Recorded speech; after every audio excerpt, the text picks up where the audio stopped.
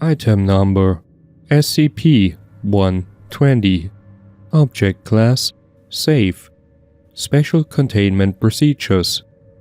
Due to its importance to the Foundation, SCP-120 is to be kept under video surveillance and armed guard at all times.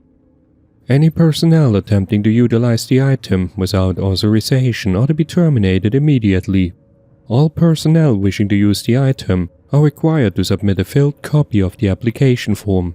Document Number 12023 to Facility Operators. Due to the precise timing and coordination required for efficient use of the object in an emergency, all personnel entering SCP-120's building are placed under temporary command of the facility head's captain, Security Detachment, Level 4, and Dr. Research Team, Level 4. All destination locations are to be kept under surveillance and armed guard. They are valuable to the Foundation but are non-critical, but any compromised destination must be immediately reported to SCP-120 personnel. Distributed Task Force Sigma-6, Puddle Jumpers, was created with the object of protecting and maintaining SCP-122's facility and location outposts. It consists of one command unit and one defense and maintenance unit based at the SCP-122 facility at Command, 5 units based at the destination locations, plus 5 reserve units for these, and 5 units assigned to other SCP-120 related projects. Description: SCP-120 appears to be a small children's paddling pool, pastel pink in coloration with an inner diameter of approximately 2.5 meters and inner height of 0.3 meters. The pool appears to have been fabricated from common earth plastics, but has shown itself to be indestructible by any attempted means. See Research Report Number 12032 for a full summary. The pool's structure and response to pressure are typical for such a pool.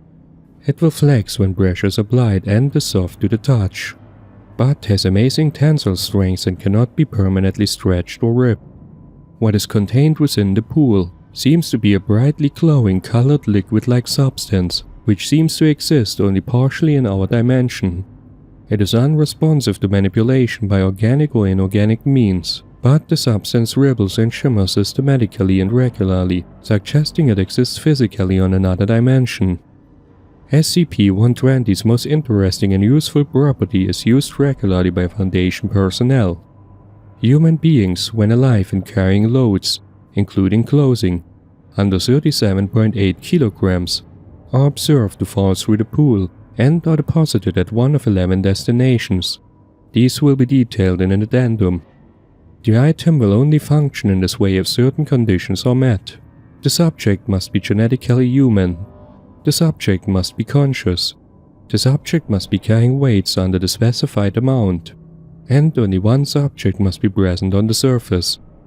Test subjects attempting to use SCP-120 while these conditions were not met reported their feet making contact with a smooth surface underneath the liquid, but no significant effects were observed. SCP-120's main use is as a potential means of evacuating for Command during a major emergency. It is currently stored and maintained in a fortified outbuilding of this facility. To inspect evacuation procedures, refer to Document Number 12022. SCP-120 was first brought to the attention of Foundation authorities on 31st August 1992. Local police authorities in California were investigating reports of missing children in their jurisdiction and discovered and reported the item on 31st August. Overwatch Command was automatically informed through the usual channels, and a small team of Foundation agents was dispatched to claim and transport the item to Site 19, where it remained for testing over the next 2 years. It was transferred to its present location at Command in 1994. Addendum. Document Number 127.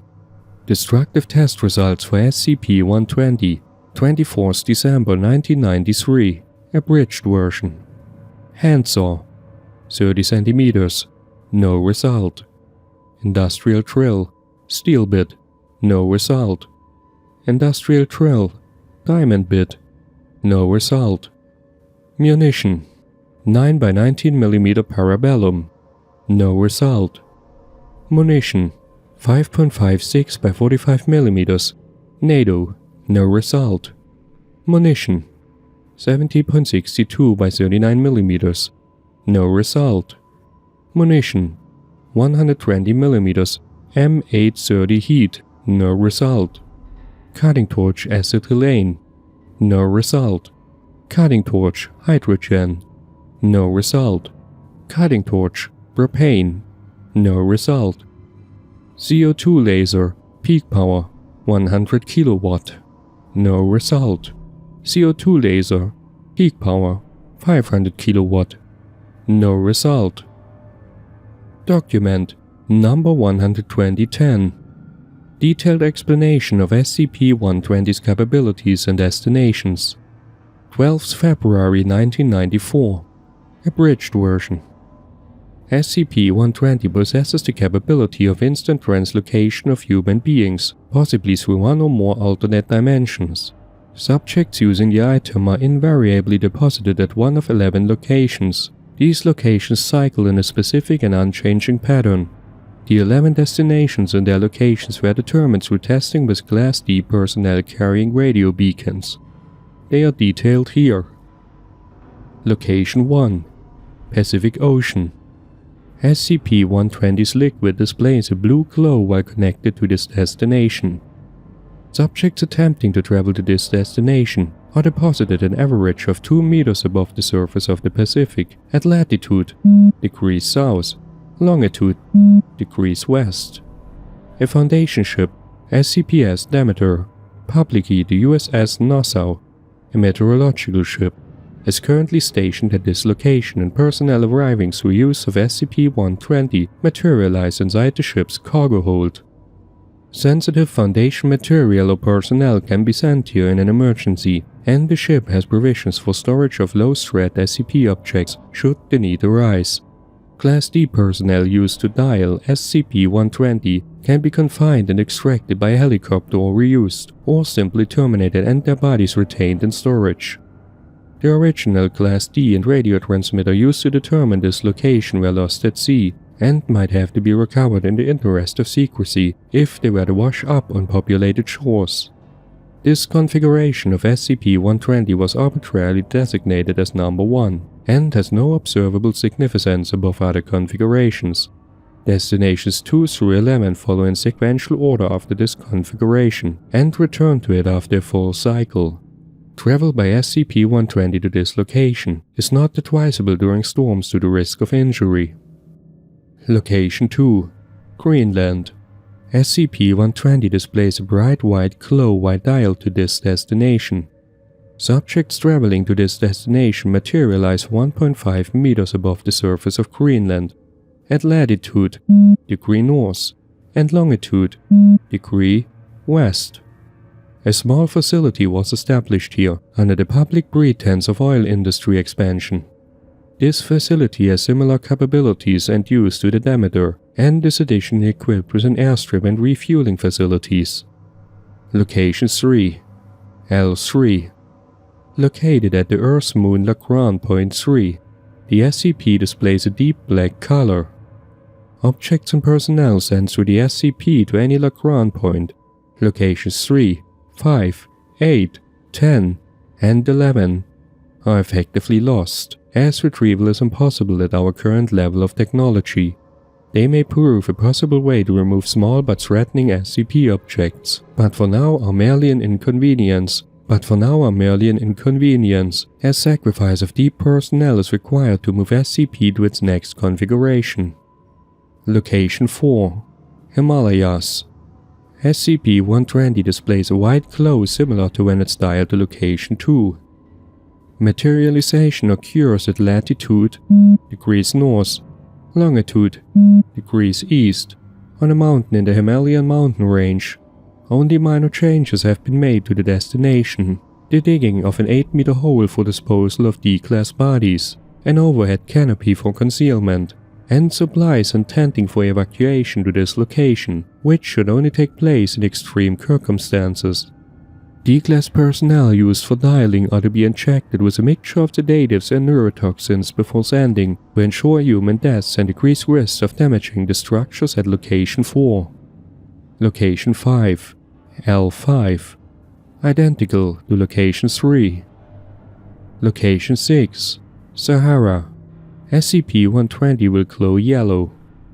Personnel materializes at latitude, degrees north, longitude, degrees east, in a small outpost.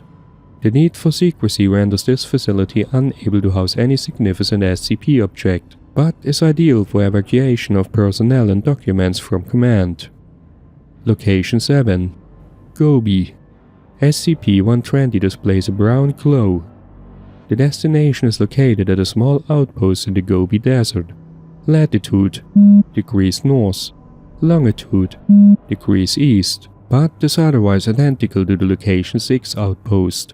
However, the expansion of SCP-4024 poses a significant threat to the outpost's operational viability. Location 8, L2, identical to Location 3, although shows more potential for SCP disposal, being situated beyond the moon. Location 9, Mare Imbrium. The SCP displays a subdued gray glow when dialed into this destination. This destination is on a relatively flat section of the Red Sea of Rains on the lunar surface. Through vast expenditure of money and D-class personnel, a small outpost has been established there and is considered one of the Foundation's safest locations. Location 10, L4, identical to Location 3. Location 11, L1, identical to Location 3.